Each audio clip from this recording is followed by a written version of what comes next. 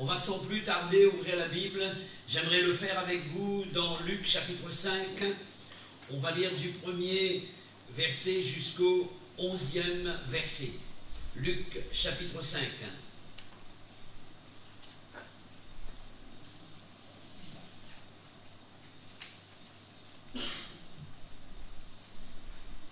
Voici ce que la Bible dit: comme Jésus se trouvait auprès du lac de Génézareth et que la foule se pressait autour de lui pour entendre la parole de Dieu, il vit au bord du lac 2 barques d'où les pêcheurs étaient descendus pour laver leurs filets.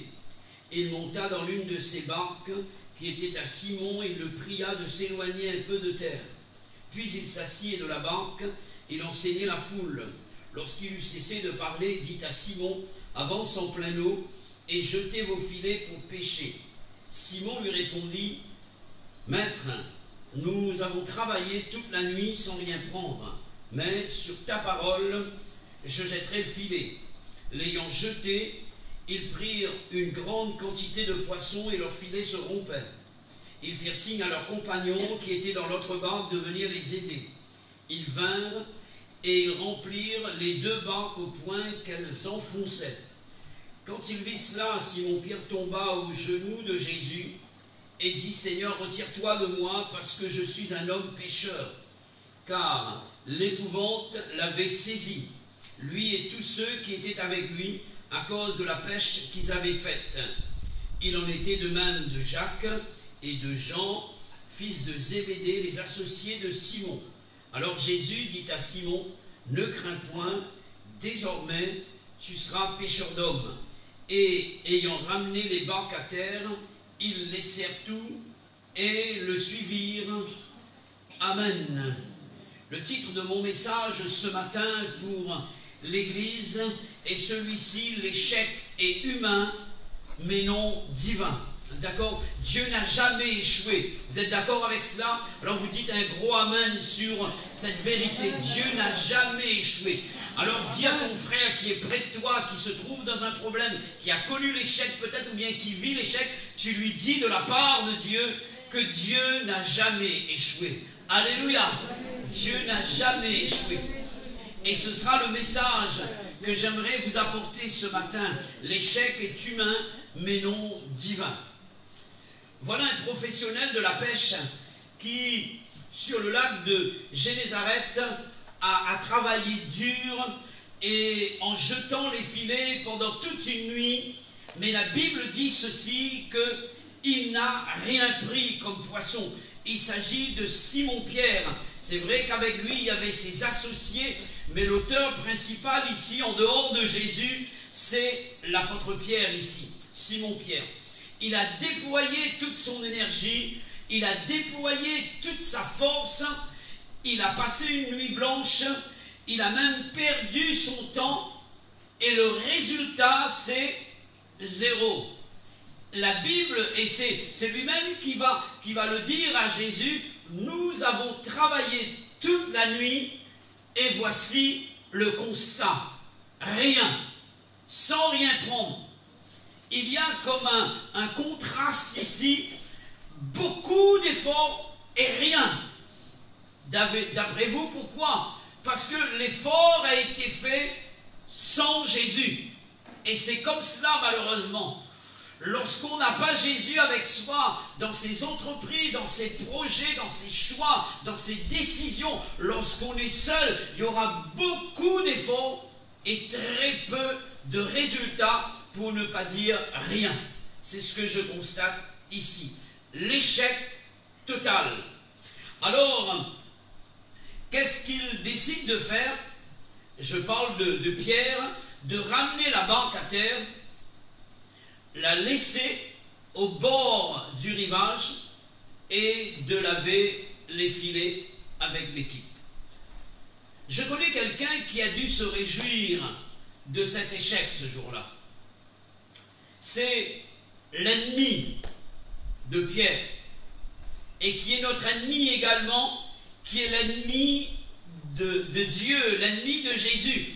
Et cet ennemi, c'est le diable. Il fera tout pour empêcher quelqu'un de réussir. Il fera tout pour empêcher le plan de Dieu de se réaliser dans la vie de quelqu'un. Et je parle de plan de réussite, de succès, de plan de bénédiction.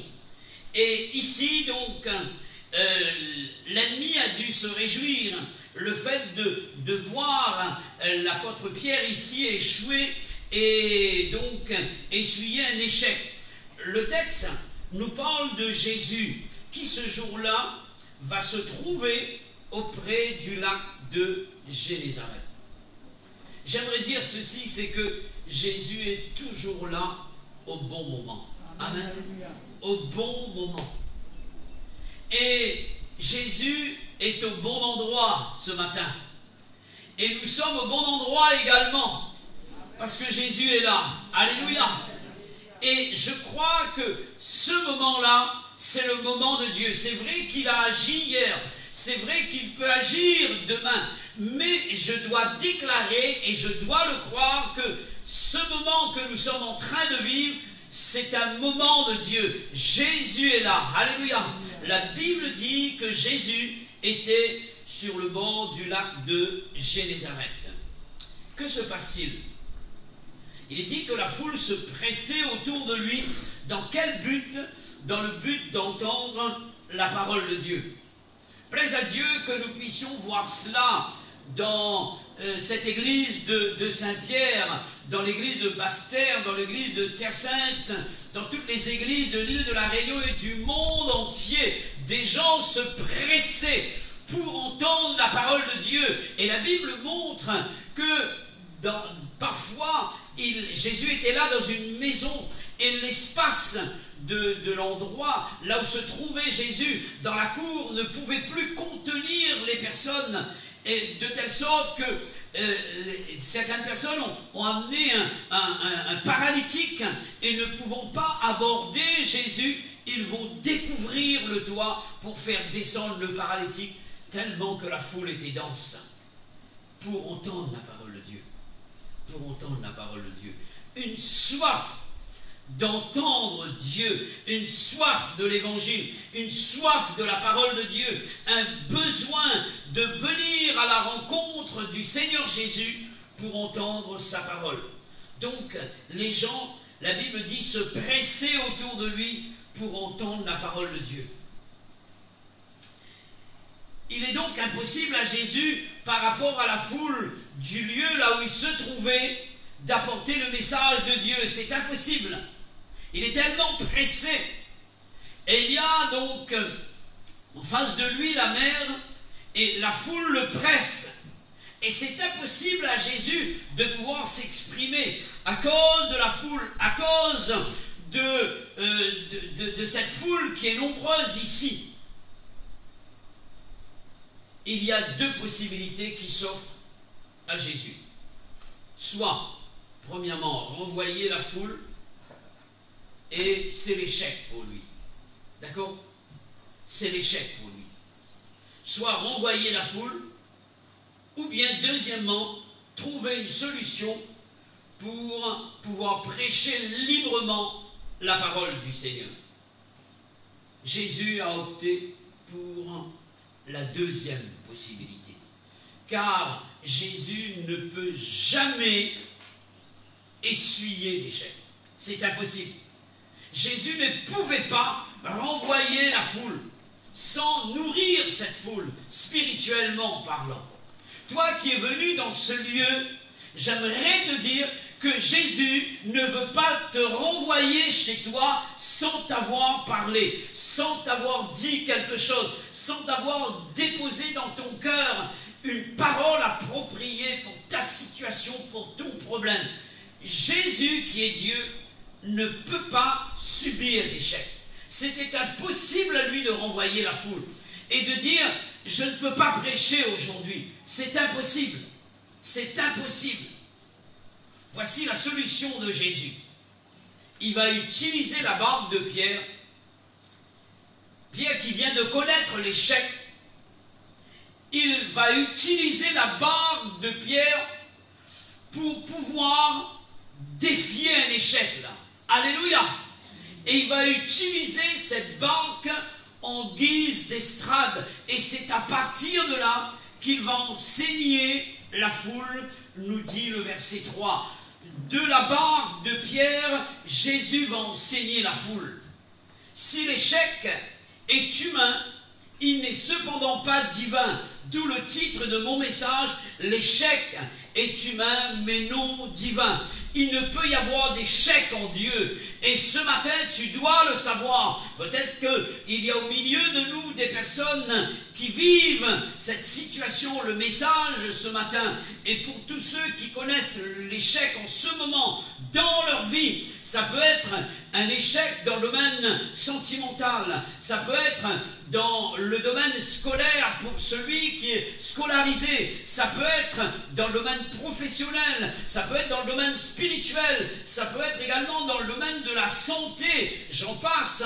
Mais j'aimerais te dire ce matin que le message est pour toi. Dieu veut te parler et te sortir de l'échec. Celui qui ne connaît pas l'échec est au milieu de nous. Amen. Son nom, c'est Jésus. Nous allons considérer ensemble ce qui a permis à Pierre de voir son échec se transformer en réussite. Premièrement, je dirais que Pierre a donné à Jésus carte blanche, non pas carte bleue, d'accord? Quand on donne carte bleue, on donne carte blanche ici, d'accord? Ok? Voilà. Et pour dire ceci, c'est que, maintenant c'est carte bleue, d'accord? Mais ici, il est question d'avoir confiance, une confiance totale en Jésus. Donner carte blanche à quelqu'un, c'est lui donner entièrement confiance. Et cette carte blanche a été donnée premièrement pour que Jésus entre dans sa barque. D'accord? Le verset 3 nous dit ceci, que Jésus est monté dans la barque appartenant à Pierre. Ce n'était pas sa barque. Il est monté dans la barque appartenant à Pierre. Je suis convaincu que Jésus ne s'est pas imposé. Jamais Jésus n'a agi comme cela. En disant à Pierre, tu descends maintenant, c'est ma barque. Pas du tout. Jésus, c'est quelqu'un de poli. Et la Bible de déclarer dans l'Apocalypse que Jésus se tient à la porte et il frappe. Et si quelqu'un entend sa voix, ouvre la porte, alors il pénètre cette maison ou ce cœur ou cette vie et il agit en conséquence. Il vient pour entretenir une communion, une relation avec la personne qui a décidé d'ouvrir son cœur au Seigneur, de lui donner carte blanche pour qu'il entre dans sa vie ou dans sa barque. Je suis convaincu, je le disais, que Jésus ne s'est pas imposé. Il n'est pas monté par force dans la barque de Pierre.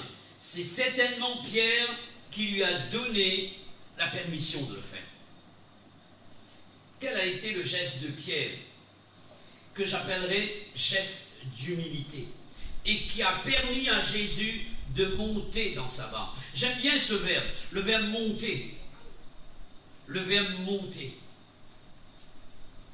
Et quand il est parlé de Dieu qui, par l'intermédiaire de Moïse, va décider de libérer son peuple d'Israël, il est dit que Dieu va descendre en Égypte pour faire monter. Amen.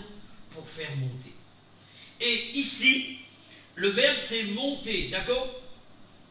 Il est monté dans la barque de Pierre. Quel a été le geste de Pierre pour que Jésus puisse monter dans sa barque? Et j'appellerais ce geste, comme je l'ai dit, un geste d'humilité. La Bible dit au verset 2, les pécheurs et notamment Pierre sont descendus de la barque et Jésus est monté. Amen. Il y a une descente de Pierre pour que Jésus puisse monter dans sa barque. Alors la question que j'aimerais te poser ce matin, toi qui es là et qui aimerais voir ton problème être solutionné, voir Jésus changer ton échec en réussite, en succès. Voici la question qui t'est posée. Veux-tu réellement voir Jésus prendre place à bord de ta vie? Alors, humilie-toi. Arrête de croire que tu es quelqu'un. Ceux qui croient qu'ils sont quelqu'un sont des quelconques, tout simplement. C'est lui qui est quelqu'un. Amen. Arrête de croire que tu es quelqu'un. Efface-toi. C'est là où Dieu prend le relais. Lorsqu'on sait s'effacer, se mettre à l'écart. Descendons de notre piédestal et faisons descendre notre ego pour que Jésus puisse prendre toute la place. Amen. Quand je m'efface, Jésus prend le relais.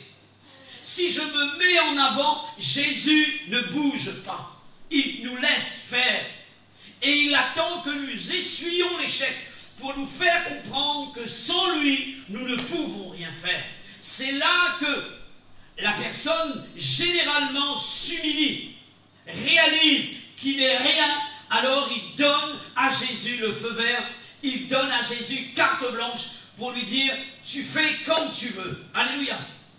Dès que nous décidons de descendre, Jésus décide de monter. Amen. Et lorsqu'il monte dans notre vie, il nous fait monter avec lui. Alléluia. Il nous fait gravir les échelons. Il transforme l'échec en réussite et en succès. C'est ce qui s'est passé pour Pierre. Pierre a donné à Jésus carte blanche pour que Jésus entre dans sa barque. Deuxièmement, il a donné à Jésus carte blanche pour diriger sa barque ou diriger sa vie. On peut donner à Jésus carte blanche et lui dire « Seigneur, tu t'installes dans ma vie ». Un jour, on lui a donné la place dans une barque et les personnes qui étaient là dans la barque, ce sont elles qui vont gérer, prendre la barre en main et décider de l'orientation, etc. Et qu'est-ce que Jésus a fait? Il a dormi. Et à la poupe, à l'arrière. Si tu mets Jésus à la poupe de ta vie, c'est sûr que tu auras des problèmes toute ta vie.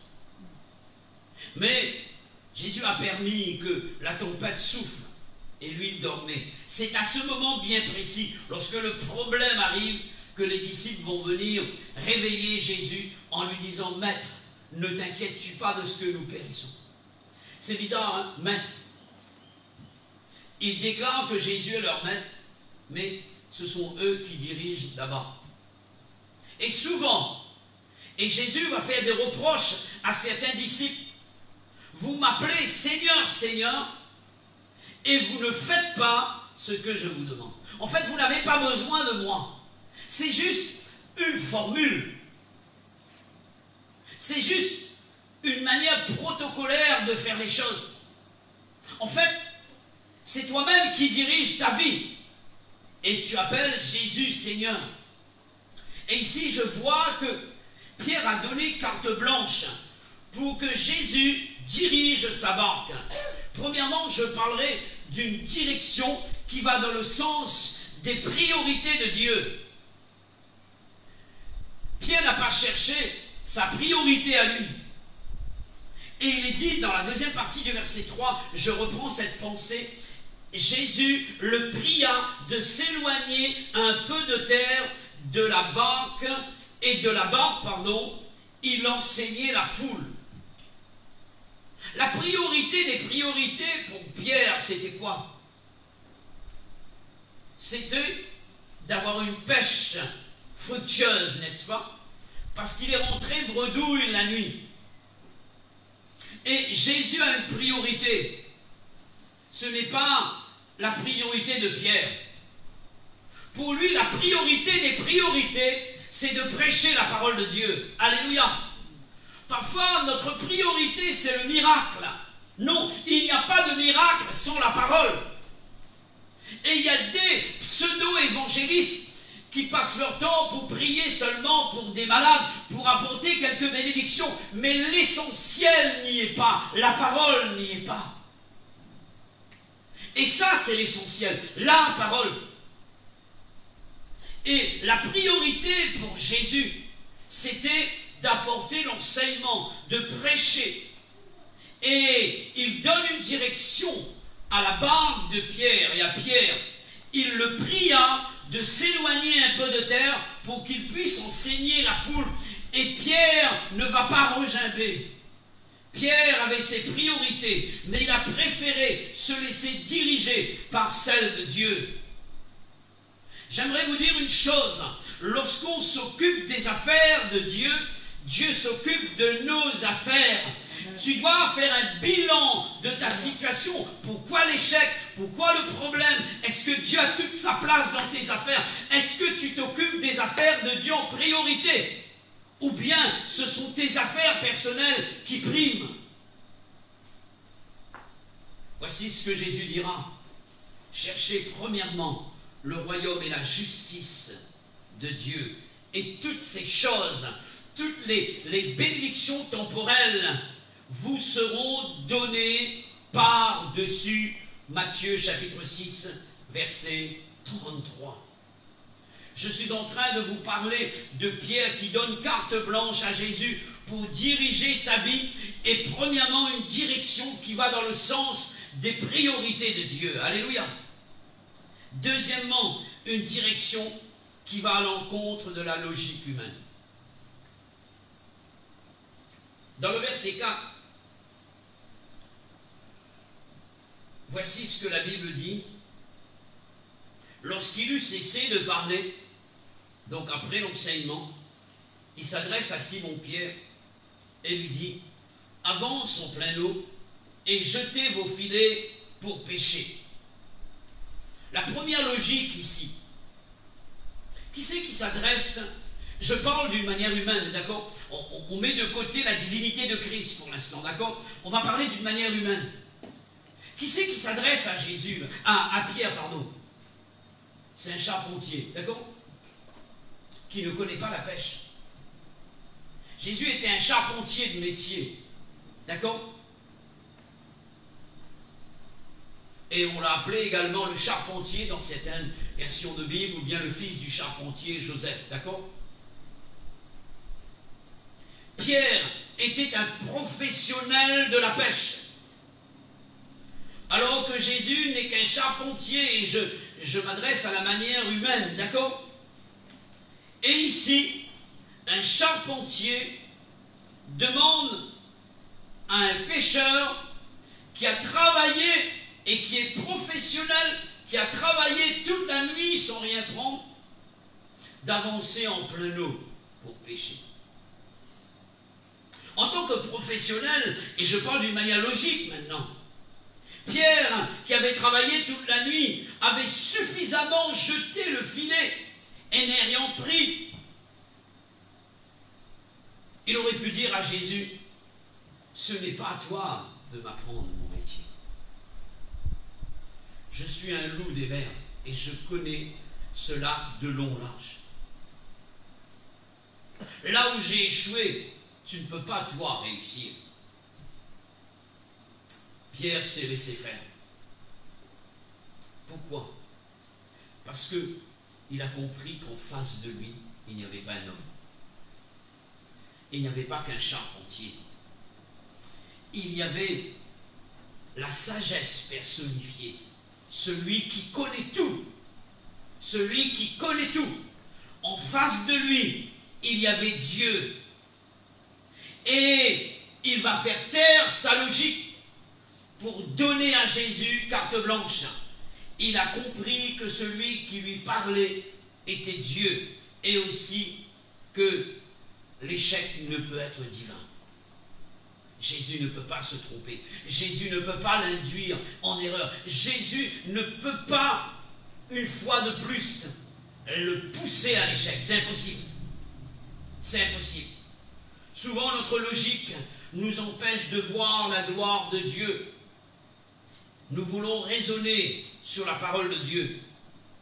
Lorsque Dieu parle à Moïse en disant que demain je vais nourrir ce peuple, et vous allez voir, je vais faire en sorte qu'il y aura dans le camp de la viande à satiété. Moïse dira, mais comment est-ce possible? C'est impossible. Dans un lieu désert, tu vas donner de la viande à manger à ce peuple, c'est impossible. Lorsque l'ange de la part du Seigneur parle à Marie, la mère de Jésus, en lui disant que tu vas enfanter un fils et tu lui donneras le nom d'Emmanuel, elle va dire, mais comment est-ce possible, étant donné que je ne connais point d'homme? Le serviteur d'Élisée, alors qu'il se trouve avec son maître dans une maison, et à l'extérieur il y a l'armée syrienne qui entoure la maison, une forte armée, nous dit la Bible, avec des chars et aussi des chevaux autour de la maison. Alors la question que cet homme va poser à Élisée, comment allons-nous faire, étant donné que nous sommes à deux et il y a une armée en face de nous? J'aimerais vous dire une chose, et c'est la Bible qui nous le dit, ce qui est impossible aux hommes est possible à Dieu, parce que Dieu n'est pas un homme, et les hommes ne sont pas Dieu. Il y a de ceux qui veulent prendre la place de Dieu. Nous ne sommes pas Dieu. Dieu est Dieu, il fait ce qu'il veut, il est dans le ciel, et il contrôle toute situation. Il n'y a pas d'échec en lui. Alléluia. Il n'y a pas d'échec en lui. Dieu sait ce qui est fait. Deuxième logique. Jésus demande à Pierre d'avancer en pleine eau, et c'était le jour pour pêcher. La logique veut que la pêche, le jour, ne pouvait se faire en eau profonde par le moyen des filets. C'est impossible, le jour. De pêcher en filet en eau profonde. C'était la nuit qu'on pêchait avec le filet, mais à une faible profondeur. Logiquement, le conseil de Jésus, en tant que professionnel, est un non-sens. C'est exactement cette pensée-là. Dieu demande au peuple d'Israël, par l'intermédiaire de Moïse, de choisir une voie sans issue. Lorsque donc Pharaon revient à la charge pour essayer de poser sa main sur le peuple d'Israël, parce que le peuple d'Israël a été libéré de l'esclavage, il revient à la source. Et Dieu va demander, par l'intermédiaire de Moïse, à son peuple de passer et de choisir une voie sans issue. En face, il y a la mer, d'un côté, il y a la montagne, et derrière, il y a l'ennemi qui revient à la charge. Impossible de sortir de là. Et même les Égyptiens se sont dit, mais Dieu a piégé le peuple d'Israël. Et Pharaon dira, je vais le saisir. Là où il y a une voie sans issue, Dieu ouvre des mers rouges. Alléluia. Dieu ouvre des mers rouges. Et logiquement donc, le conseil de Jésus ici, pêcher en eau profonde, est un non-sens, professionnellement parlant. Pierre aurait pu là encore refuser un tel conseil, mais il a préféré donner à Jésus carte blanche. Amen. Parce qu'il réalise que le maître est ici. Le maître est ici. Je dirais que l'expert est ici. Jésus est expert dans toutes les matières. Tu as un problème professionnel? Tu as un problème pour ton examen? Tu as un problème dans ta vie sentimentale? L'expert est là. Amen. L'expert est là. On m'a toujours dit, et c'est mon épouse qui me le dit, tu as deux mains gauches. Ça veut dire que je ne suis pas trop manuel, d'accord? Mais quand on n'est pas manuel, qu'est-ce qu'on fait? On fait appel à un expert, n'est-ce pas? Quelqu'un qui s'y connaît. Si vous demandez à Clermont de vous faire la cuisine, c'est la mort dans le pot. Un œuf, d'accord, mais pas plus que cela. pour dire que, en fait, c'est que si on n'est pas expert en la matière, on va faire appel à un expert. Si je ne suis pas capable d'aimer mon prochain, si je ne suis pas capable d'aimer mon frère, alors je fais appel au spécialiste de l'amour. Alléluia. Son nom, c'est Jésus. Si je ne suis pas capable de pardonner, je fais appel au champion du pardon. Alléluia. Pardonne-leur, car ils ne savent ce qu'ils font. C'est lui. Et quand j'ai le champion, moi, quand je lui donne carte blanche, alors j'ai du résultat. J'ai du résultat. Amen. L'apôtre Pierre ici avait à maintes reprises jeté le filet. Pendant toute la nuit, il a fait cela. Et là, Jésus lui demande encore de jeter le filet. Peut-être que tu as fait et tu dis, on va me redemander. Oui, refais, mais avec Jésus cette fois-ci. Ce sera différent. Ose. Recommence avec lui. Reprends les bases avec lui. Recommence ta vie avec lui. Recommence ton foyer avec lui. Recommence ton entreprise avec lui. Recommence tout avec lui. Place Jésus en premier et tu verras la gloire de Dieu. Alléluia. Recommence à jeter le filet. Mais maintenant, ce ne sera pas tout seul. La Bible dit qu'il va dire à Jésus, mais sur ta parole, je jetterai le filet. C'est-à-dire avec toi, Jésus, car tu es celui qui ne peut connaître l'échec. Alors je suis prêt à recommencer. Je jetterai le filet. Mais il l'a fait. Amen. La Bible dit l'ayant jeté. Non pas seulement ayant pris la décision de le faire. Parfois, on a de bonnes résolutions. Il y a de ceux qui se disent, j'aimerais faire un peu de sport. Parce que donc, le médecin m'a conseillé. En fait, c'est pour mon état de santé. J'aimerais reprendre mes études. J'aimerais. C'est du conditionnel. Mais est-ce que tu l'as fait? J'aimerais jeter le filet. J'aimerais dire à mon père, j'ai péché contre toi, je ne suis plus digne d'être appelé ton fils, traite-moi comme l'un de tes ouvriers. Mais la Bible dit qu'il l'a fait. Amen. Le fils prodigue. Étant rentré en lui-même, il s'est levé. Amen. Ce matin, c'est le matin de la décision. C'est le matin de la décision. La vraie réussite, selon Dieu, et ce sera la deuxième partie de mon message, je termine. La vraie réussite, puisqu'on parle de réussite, de succès, quand on donne à Dieu carte blanche, à la place de l'échec. La vraie réussite avec Dieu, ce n'est pas seulement une réussite sociale ou matérielle. Tu peux réussir socialement et avoir le monde à tes pieds, mais perdre ton âme.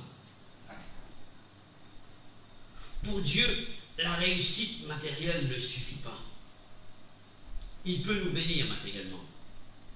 Il peut nous bénir socialement. Mais qu'en est-il de ta réussite spirituelle? Qu'en est-il de ta communion avec Dieu? Qu'en est-il de ta vie avec Dieu, de ta foi, de ton témoignage? Qu'en est-il? Il existe une différence entre réussir dans la vie et réussir sa vie. Car on peut réussir dans la vie. Peut-être qu'au milieu de nous, il y a de ceux qui ont réussi dans la vie. Et ils se vantent d'avoir réussi dans la vie. Mais j'aimerais te dire que tu peux réussir dans la vie, mais rater ta vie. Et ne pas réussir ta vie. Sans Jésus, tu rates ta vie. Tu passes à côté de ta vie. Sans l'avoir rencontré, sans avoir persévéré dans ses voies, sans avoir connu le salut de ton âme, tu ne peux pas réussir ta vie. C'est impossible, car sans lui, nous ne pouvons rien faire. Réussir sa vie, c'est recevoir le salut de son âme. Refuser le salut, c'est perdre son âme. Jésus avait prévu pour Pierre plus qu'une réussite professionnelle. Et lorsque Pierre a vu cette pêche miraculeuse, La Bible dit qu'il va tomber à genoux aux pieds du Seigneur Jésus et lui dire « Retire-toi de moi, car je suis un homme pécheur. » Car la pêche qu'il avait vue, l'épouvante l'avait saisi par rapport à la pêche miraculeuse, lui également et ses associés. Il y a eu une conversion là. Il y a eu un changement d'attitude. Il y a eu un cœur qui se donne à Jésus. Il reconnaît qu'il est un pécheur. Il reconnaît ses fautes. Et il se tourne vers Jésus. Retire-toi de moi, car je suis un homme pécheur. Le péché nous sépare de la communion de Dieu. Le péché nous sépare de la relation avec Dieu. Nous pouvons avoir l'idée de réussir notre vie, mais si le problème du péché n'est pas réglé entre nous et Dieu, si le cœur n'est pas droit, si le cœur n'est pas pur, on perd son âme et on perd sa vie. Non seulement que Pierre a reçu le salut de son âme, mais Jésus va l'appeler à son service. Il va lui dire, à partir de maintenant, tu ne seras plus pêcheur de poissons, mais je ferai de toi un pêcheur d'hommes. Amen. Un pêcheur d'hommes. Un homme par lequel la parole va se manifester. Tout à l'heure, je me suis servi de ta barque pour prêcher. Maintenant, c'est toi que je veux. Alléluia. C'est toi que je veux. C'est toi l'instrument. C'est toi l'objet par lequel la parole sera transmise. Alléluia. Et la Bible dit qu'il laissèrent tout. 2 barques remplies de poissons, un capital, un patrimoine pour reprendre l'entreprise de pêche en main. 2 barques remplies de poissons, un capital qui est là. Et l'apôtre Pierre laisse tout parce qu'il sait qu'il va gagner plus avec Jésus.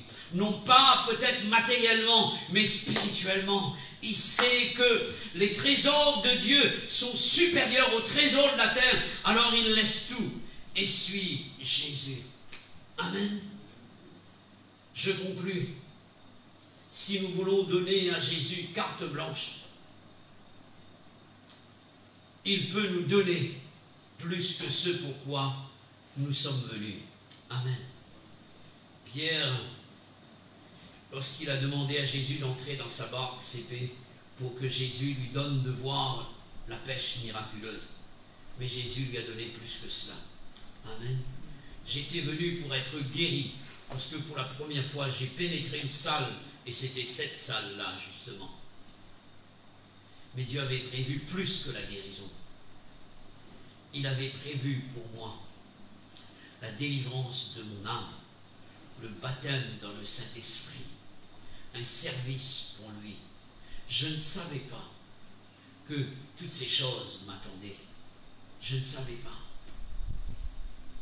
Et quand je réalise le cheminement, je dis, Seigneur, tu es grand. Tu es merveilleux.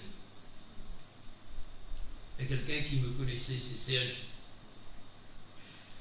Une fois, à minuit, je suis rentré, très tard dans la nuit, on était à la fête, à la petite île à un moment donné, je me rappelle encore, je suis rentré chez lui, il m'a présenté sa fille, sa première fille, tard dans la nuit, il a réveillé son épouse qui dormait pour me présenter sa fille, tellement que nous étions fous, quoi, donc. Mais Dieu a changé nos vies. Amen. Amen. Dieu a changé nos vies. Dieu a changé nos vies. J'ai connu le frère avant sa conversion, il m'a connu également. Alors que j'étais passionné d'alcool, Dieu m'a délivré. Amen. Alors que je fumais 2 paquets de cigarettes par jour, Dieu m'a délivré. Alors que j'étais dans une vie qui allait qui allait basculer de l'autre côté, Dieu n'a pas permis que j'aille de l'autre côté. Dieu m'a saisi. Amen. Amen. Et il a fait de moi son serviteur. Et je bénis Dieu pour cela. Amen. Dieu peut faire pour toi plus que ce pour quoi tu es venu ce matin. Alors accorde-toi à lui. Donne à Dieu carte blanche. Alléluia. Recueillons-nous un moment et prions au Seigneur. Seigneur, merci pour ta parole. Merci de nous la laisser comme étant la parole puissante et créatrice. Donne-nous à croire en elle et à ne pas laisser la logique raisonner à notre place, mais laisser la parole de Dieu prendre place. Et cette parole, lorsqu'elle est crue, elle se réalise avec exactitude. Car Dieu ne peut pas nous tromper.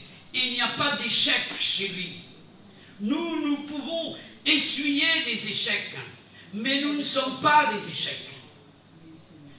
En Jésus, il n'y a pas d'échec. Si nous donnons carte blanche à Jésus ce soir, pour qu'il entre dans notre vie, pour qu'il dirige nos vies comme bon lui semble, alors il prend le relais. Alors il accomplit le miracle. Alors nous voyons sa gloire. Alors nous voyons l'échec se transformer en réussite et en succès. Seigneur, tu es capable de relever la personne la plus bas tombée.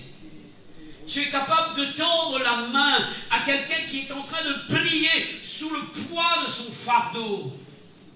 Ce matin, Seigneur, tu passes dans les rangs, tu circules et tu touches les vies. Alléluia.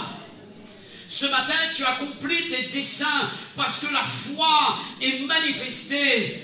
Merci pour ceux dont le cœur s'ouvre et donne à Dieu carte blanche pour lui laisser faire et ne pas résister par toutes sortes de pensées cartésiennes ou légiques pour essayer de se donner raison au lieu de donner raison à Dieu. Seigneur, interviens maintenant.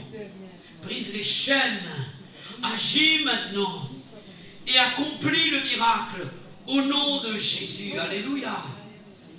Nous restons dans le recueillement